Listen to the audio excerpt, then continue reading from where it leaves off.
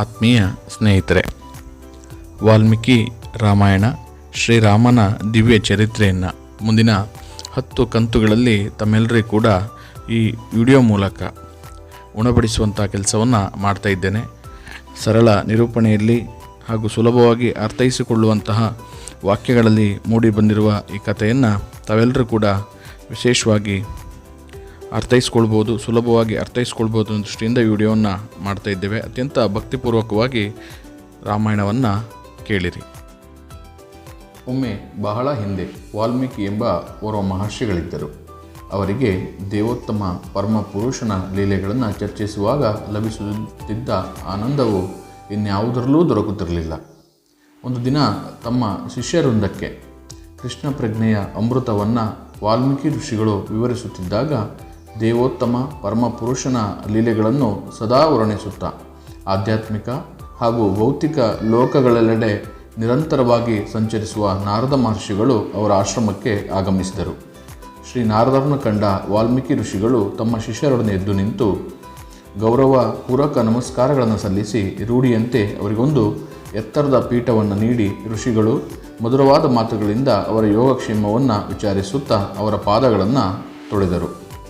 ಬಳಿಕ ಶ್ರೀ ನಾರದರನ್ನು ಉದ್ದೇಶಿಸಿ ವಾಲ್ಮೀಕಿ ಋಷಿಗಳು, ಓ ಸತ್ಯವನ್ನರಿತರಲ್ಲಿ ಶ್ರೇಷ್ಠರೇ, ಭೂಮಿಯ ಮೇಲೆ ಈಗ ಇರುವವರಲ್ಲಿ ಸಕಲ ಐಶ್ವರ್ಯಗಳ ಸಂಪೂರ್ಣ ಆಗರ, ಅತ್ಯಂತ ಕುಶಲ, ವಿದ್ಯಾವಂತ, ಶಕ್ತಿಶಾಲಿ, ಉದಾತ್ತ ಮನಸ್ಸುಳ್ಳ, ಸತ್ಯವಂತ ಹಾಗೂ ಕೃತಜ್ಞನೂ ಯಾರೆಂದು ನನಗೆ ದಯಮಾಡಿ ತಿಳಿಸಿ.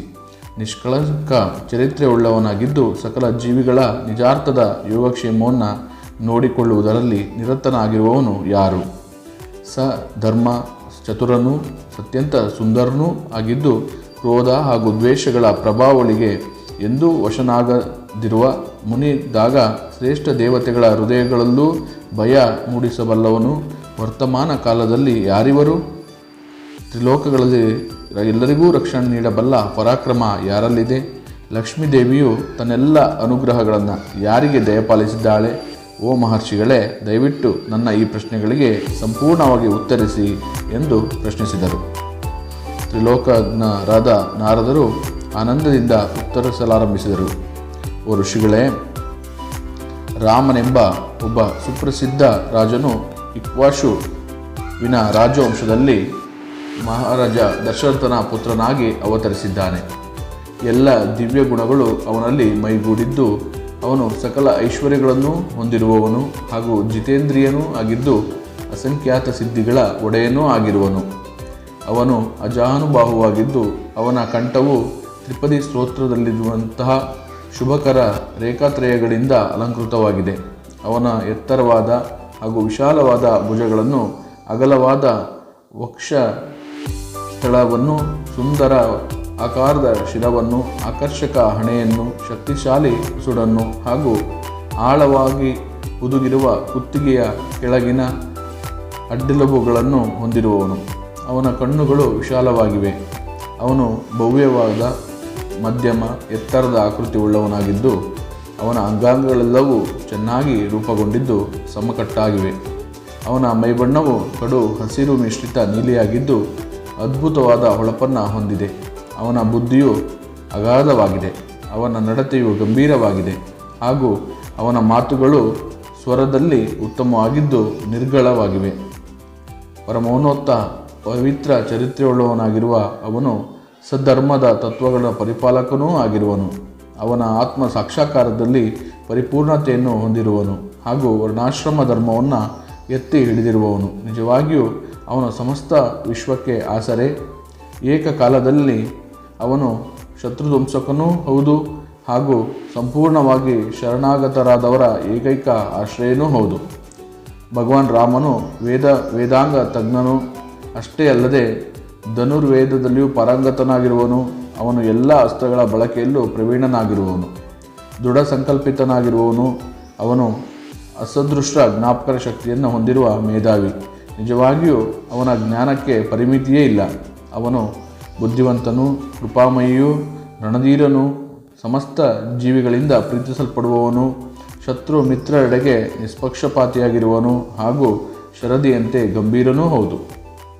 ಅವನು ಸಹಿಷ್ಣುತೆಯಲ್ಲಿ ಹಿಮಾಲಯ ಪರ್ವತದಂತೆ, ಶಕ್ತಿಯಲ್ಲಿ ಭಗವಾನ್ ವಿಷ್ಣುವಿನಂತೆ, ಸೌಂದರ್ಯದಲ್ಲಿ ಚಂದ್ರನಂತೆ, ತಾಳ್ಮೆಯಲ್ಲಿ ಪೃಥ್ವಿಯಂತೆ, ಕ್ರೋಧದಲ್ಲಿ ಮಹಾಪ್ರಳಯದ ಸಮಯದಲ್ಲಿ ಹೊರಹೊಮ್ಮುವ ಮಹಾಜ್ವಾಲೆಯಂತೆ, ಸಂಪತ್ತಿನಲ್ಲಿ ಕುಬೇರನಂತೆ ಹಾಗೂ ಭಕ್ತಿಯಲ್ಲಿ ಧಾರ್ಮಿಕತೆಯ ಒಡೆಯನಾದ ಧರ್ಮನಂತೆ ಇರುವನು. ಬಳಿಕ ನಾರದರು ಭಗವಾನ್ ರಾಮಚಂದ್ರನ ಲೀಲೆಗಳನ್ನು ಸಂಕ್ಷಿಪ್ತವಾಗಿ ವಿವರಿಸಿದರು. ಹಾಗೂ ಇದೇ ಭಗವಾನ್ ರಾಮಚಂದ್ರನು ಪ್ರಾಮಾಣಿಕವಾಗಿ ಹಾಗೂ ಆದರ್ಶಪ್ರಾಯನಾಗಿ ತನ್ನ ಪ್ರಜೆಗಳನ್ನು ವರ್ತಮಾನ ಕಾಲದಲ್ಲಿ ಆಳುತ್ತಿರುವನೆಂದು ಹೇಳಿ ತಮ್ಮ ಮಾತುಗಳನ್ನು ಮುಕ್ತಾಯಗೊಳಿಸಿದರು. ಭಗವಾನ್ ರಾಮನು ಆಳ್ವಿಕೆಯ ಕಾಲದಲ್ಲಿ ಯಾರೊಬ್ಬರೂ ಯಾವುದೇ ವ್ಯಾಧಿ ಅಥವಾ ಮಾನಸಿಕ ಗೊಂದಲದಿಂದ ನರಳುವುದಿಲ್ಲ. ರಾಮರಾಜ್ಯದ ಪ್ರಜೆಗಳೆಲ್ಲರೂ ಕಳ್ಳಕಾಕರ ಕುಂದುಕೊರತೆಗಳ ಅಥವಾ ಹಸಿವಿನ ಭಯವಿಲ್ಲದೆ ಸಮೃದ್ಧಿ ಹಾಗೂ ಸಂತೋಷದಿಂದ ಬಾಳುವರು. ಎಲ್ಲ ನಗರಗಳು ಮತ್ತು ಗ್ರಾಮಗಳು ಸಾಕಷ್ಟು ಧನಧಾನ್ಯಗಳಿಂದ, ಫಲಗಳಿಂದ, ತರಕಾರಿಗಳಿಂದ ಹಾಗೂ ಹಾಲಿನ ಪದಾರ್ಥಗಳಿಂದ ತುಂಬಿರುವವು. ನಿಶ್ಚಯವಾಗಿ ಸತ್ಯಯುಗದಲ್ಲಿ ಪ್ರದರ್ಶಿತವಾಗುವಷ್ಟೇ ಗುಣ ಹಾಗೂ ಆನಂದವನ್ನು ಜನ ಅನುಭವಿಸುವರು. ಭೂಕಂಪ ಹಾಗೂ ಬರಗಾಲಗಳಂಥ ಯಾವುದೇ ಪ್ರಕೃತಿ ವಿಕೋಪಗಳಿರುವುದಿಲ್ಲ. ಪತಿವ್ರತೆಯರಾದ ಸ್ತ್ರೀಯರೆಲ್ಲರೂ ವೈಧವ್ಯದಿಂದ ಎಲ್ಲರೂ ಬಳಲುವುದಿಲ್ಲ. ತನ್ನ ಪರಮೋತ್ಥಾನದ ಧಾಮವಾಗಿ ವೈಕುಂಠಕ್ಕೆ ತೆರಳುವ ಮುನ್ನ ಭಗವಾನ್ ರಾಮಚಂದ್ರನು ಈ ಪೃಥ್ವಿಯನ್ನು 11,000 ವರ್ಷಗಳ ಕಾಲ ಇದೇ ತೆರನಾಗಿ ಆಳುವನು ಎಂದು ಅವರು ವಿವರಿಸಿದರು. ತ್ರಿಲೋಕಗಳ ಒಳಿತಿಗಾಗಿ ವಾಲ್ಮೀಕಿ ಮುನಿಗಳ ಪ್ರಶ್ನೆಯನ್ನು ತೃಪ್ತಿಕರವಾಗಿ ಉತ್ತರಿಸಿದ ಶ್ರೀನಾರದರು ಸರ್ವೋತ್ತಮನಾದ ಭಗವಂತನ ಮಹಿಮೆಗಳನ್ನು ಹಾಡುತ್ತಾ ಅಲ್ಲಿಂದ ಹೊರಟರು. ನಂತರ ತಮ್ಮ ಶಿಷ್ಯರಾದ ಭಾರದ್ವಾಜರೊಂದಿಗೆ ತಮಾಸ ನದಿ ತೀರಕ್ಕೆ ಹೋದ ವಾಲ್ಮೀಕಿ ಋಷಿಗಳು ಶ್ರೀನಾರದರ ಮಾತುಗಳ ಮೇಲೆ ಧ್ಯಾನಿಸಲು ಕುಳಿತರು. ಅರಣ್ಯದಲ್ಲಿ ಕುಳಿತು ಅವರ ಪೌರ್ಚ ಪಕ್ಷಿಗಳ ಜೋಡಿಯೊಂದನ್ನು ಕಂಡರು. ಮೈಥುನದಲ್ಲಿ ಮಗ್ನವಾಗಿದ್ದ ಅವುಗಳು ಆನಂದದಿಂದ ಮಧುರವಾಗಿ ಹಾಡುತ್ತಿದ್ದವು. ಆ ಸಮಯದಲ್ಲಿ ತನ್ನ ಅಡುಗುತಾಣದಿಂದ ಹೊರಬಂದ ನಿಷಾದ ಕುಲದ ದುರುದ್ದೇಶಪೂರಿತವಾದ ಬೇಡನೊಬ್ಬನು ಅವುಗಳೆಡೆಗೆ ಬಾಣವೊಂದನ್ನು ಬಿಟ್ಟನು. ಗಂಡು ಪಕ್ಷಿಯು ದೇಹವನ್ನು ಛೇದಿಸಿದ ಆ ಬಾಣವು ಅದು ಚೀರುತ್ತಾ ನೆಲಕ್ಕೆ ಬೀಳುವಂತೆ ಮಾಡಿತು.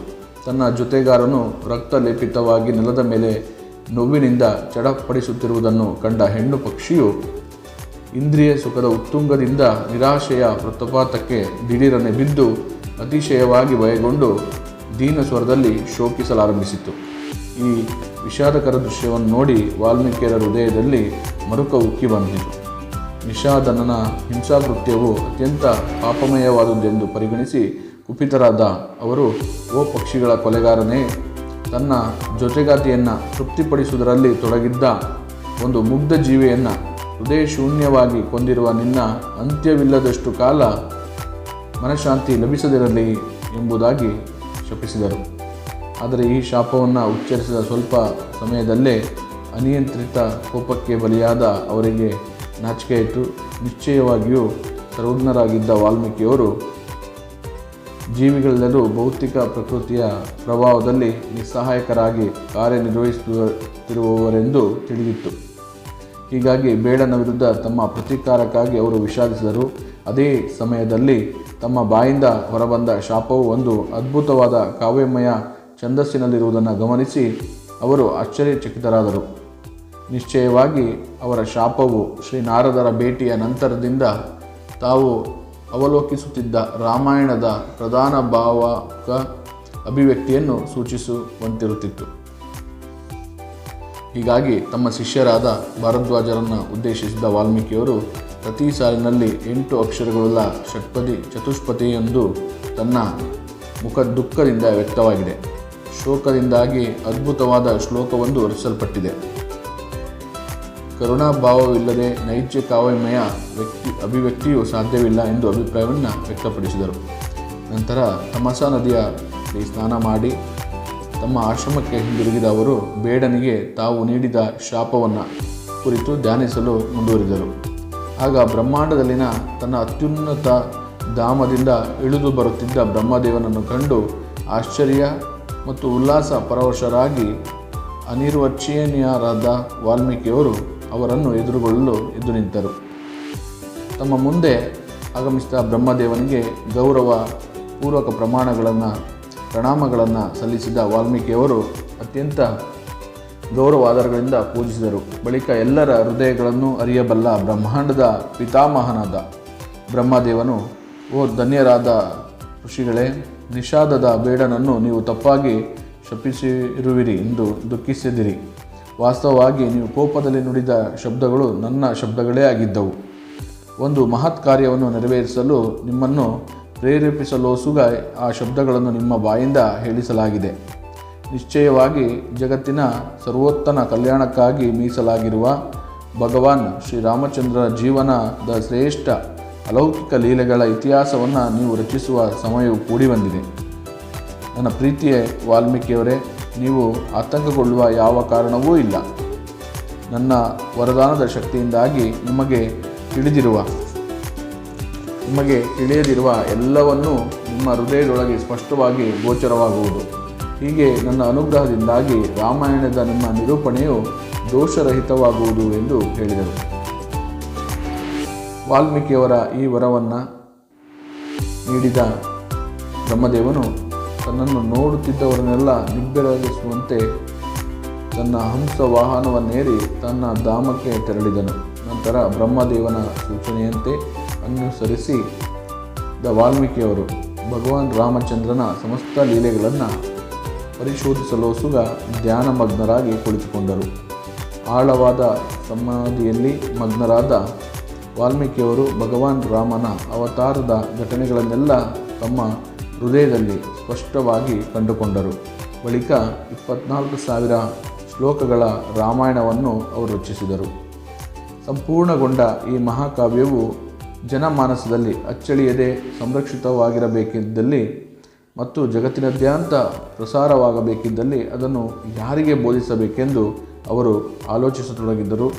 ಕೂಡಲೇ ಋಷಿಗಳಂತೆ ವೇಷಭೂಷಿತರಾಗಿದ್ದ ಅವರ ಶಿಷ್ಯರಾದ ಲವಕುಶರು ಅವರ ಮುಂದೆ ಬಂದು ಪ್ರತಿನಿತ್ಯದ ರೂಢಿಯಂತೆ ಅವರ ಪಾದಗಳನ್ನು ಸ್ಪರ್ಶಿಸಿದರು.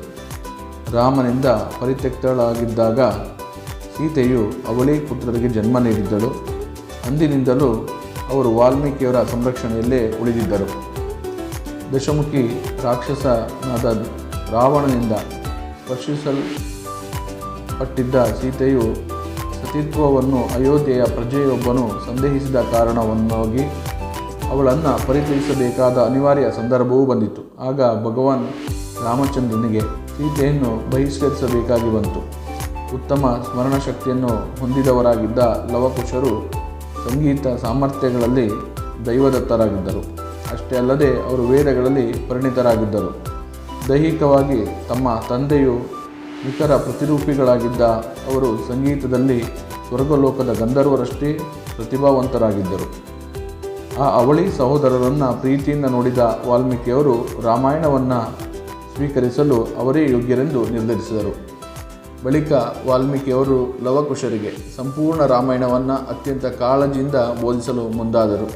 ಇಡೀ ಗ್ರಂಥವನ್ನು ಕಂಠಪಾಠ ಮಾಡಿದ ಅವಳಿ ಸಹೋದರರು ವಾಲ್ಮೀಕಿಯವರ ಆದೇಶವನ್ನು ಅನುಸರಿಸುತ್ತಾ ಭಗವಾನ್ ಶ್ರೀರಾಮಚಂದ್ರನ ಅದ್ಭುತ ಲೀಲೆಗಳನ್ನು ಮಹರ್ಷಿಗಳ, ವಿದ್ಯಾವಂತ ಬ್ರಾಹ್ಮಣರ ಹಾಗೂ ಪವಿತ್ರ ಹೃದಯಗಳಾದ ಇತರ ಸಜ್ಜನರ ಮುಂದೆ ಸ್ತುತಿಸತೊಡಗಿದರು. ಭಗವಾನ್ ರಾಮಚಂದ್ರನ ಲೀಲೆಗಳ ಸ್ತುತಿಯಲ್ಲಿ ಅಲೌಕಿಕ ಅತ್ಯಾನಂದವನ್ನು ಅನುಭವಿಸಿದ ವಿದ್ಯಾವಂತ ಬ್ರಾಹ್ಮಣರು ಬೆಲೆಬಾಳ ಉಡುಗೊರೆಗಳನ್ನು ನೀಡಿ ಲವಕುಶರನ್ನು ಪುರಸ್ಕರಿಸಿ ಪ್ರಶಂಸಿಸಿದರು. ಅಂದಿನಿಂದ ರಾಮಾಯಣ ಮಹಾಕಾವ್ಯವನ್ನು ಪಠಿಸುತ್ತಾ ಜಗತ್ತಿನಾದ್ಯಂತ ಸಂಚರಿಸಿದ ಲವಕುಶರು ಕಾಲಕ್ರಮೇಣವಾಗಿ ಅಯೋಧ್ಯೆಗೆ ಬಂದರು. ಆಗ ಋಷಿಗಳಂತಿದ್ದ ಬಾಲರಿವರನ್ನು ನಗರದ ಬೀದಿಗಳಲ್ಲಿ ಅಲೆದಾಡುವುದನ್ನು ಕಂಡ ರಾಮನು ತನ್ನ ದಿವ್ಯ ಲೀಲೆಗಳನ್ನು ನಿಪುಣತೆಯಿಂದ ಸ್ತುತಿಗೈಯುತ್ತಿದ್ದ ಅವರ ಬಗ್ಗೆ ಎಲ್ಲೆಡೆ ಹರಡಿದ್ದ ಪ್ರಸಿದ್ಧಿಯನ್ನು ಆಲಿಸಿ ರಾಮಾಯಣದ ಪಠಣಕ್ಕಾಗಿ ಅವರನ್ನು ತನ್ನ ಅರಮನೆಗೆ ಆಹ್ವಾನಿಸಿ ಪರಮಾನಂದವನ್ನು ನುಡಿಸಿದನು. ಅವರು ತನ್ನ ಮಕ್ಕಳಾಗಿದ್ದರೂ ಅವನು ಅವರನ್ನು ಗುರುತಿಸಲಿಲ್ಲ. ಬಳಿಕ ಅವಳಿ ಋಷಿಗಳನ್ನು ಆದರದಿಂದ ಸ್ವಾಗತಿಸಿದ ರಾಮನು ಅವರನ್ನು ತನ್ನ ಒಡ್ಡೋಲಗಕ್ಕೆ ಆಹ್ವಾನಿಸಿದನು. ತಪಸ್ವಿ ಬ್ರಾಹ್ಮಣರಂತೆ ಉಡುಪು ಧರಿಸಿದ್ದ ಅವರಲ್ಲಿ ಕ್ಷತ್ರಿಯ ಲಕ್ಷಣಗಳಿರುವುದನ್ನು ಅವನು ಗಮನಿಸಿದನು. ಆಗ ತನ್ನ ಅನುಜರಾದ ಭರತ ಲಕ್ಷ್ಮಣ ಹಾಗೂ ಶತ್ರುಘ್ನರನ್ನು ಉದ್ದೇಶಿಸಿದ ರಾಮನು, ರಘುವಂಶದ ಶ್ರೇಷ್ಠರೇ, ದಯವಿಟ್ಟು ಈ ಅದ್ಭುತ ನಿರೂಪಣೆಯನ್ನು ಆಲಿಸಿ. ಈ ಇಬ್ಬರು ಗಾಯಕರು ತಪಸ್ವಿಗಳಂತೆ ಕಾಣುತ್ತಿದ್ದರೂ ಇವರಲ್ಲಿ ಶ್ರೇಷ್ಠ ರಾಜ ಲಕ್ಷಣಗಳಿವೆ. ಸಾಹಿತ್ಯಿಕ ಸೌಂದರ್ಯದಿಂದ ತುಂಬಿದ ಸಮಸ್ತ ವಿಶ್ವಕ್ಕೂ ರಂಜನೀಯವಾಗಿರುವ ಈ ಚರಿತ್ರೆಯನ್ನು ನೀವು ಆಲಿಸಬೇಕು ಎಂದನು. ಸುಂದರವಾದ ರಾಮಾಯಣ ಮಹಾಕಾವ್ಯವನ್ನು ನಿರೂಪಣೆಯನ್ನು ಲವಕುಶರು ಆರಂಭಿಸಿದಂತೆ ಅದನ್ನು ಕೇಳುವುದರಲ್ಲಿ ಸಂಪೂರ್ಣವಾಗಿ ಮಗ್ನರಾದ ರಾಮ ಮತ್ತು ಅವನ ಅನುಜರು ಇತರ ಎಲ್ಲರನ್ನೂ ಮರೆತರು. ಭಗವಂತನ ಮಹಿಮೆಗಳ ಕೀರ್ತನೆ ಹಾಗೂ ಶ್ರವಣದಿಂದಲೇ ಭೌತಿಕ ಅಸ್ತಿತ್ವದ ಬಂಧನಗಳನ್ನು ಸಂಪೂರ್ಣವಾಗಿ ಕಡಿದುಹಾಕಬಹುದು. ವಿಡಿಯೋದಲ್ಲಿ ರಾಮಾಯಣದ ಪೂರ್ವ ಪೀಠಿಕೆಯನ್ನು ಆಲಿಸಿದ್ದೀರಿ. ಮುಂದಿನ ಸಂಚಿಕೆಯಲ್ಲಿ ರಾಮಾಯಣದ ರಾಮ ಲಕ್ಷ್ಮಣರ ಬಾಲ್ಯದ ವಿಚಾರಗಳ ಬಗ್ಗೆ ತಿಳಿಸಿಕೊಡ್ತೇನೆ. ಧನ್ಯವಾದಗಳು.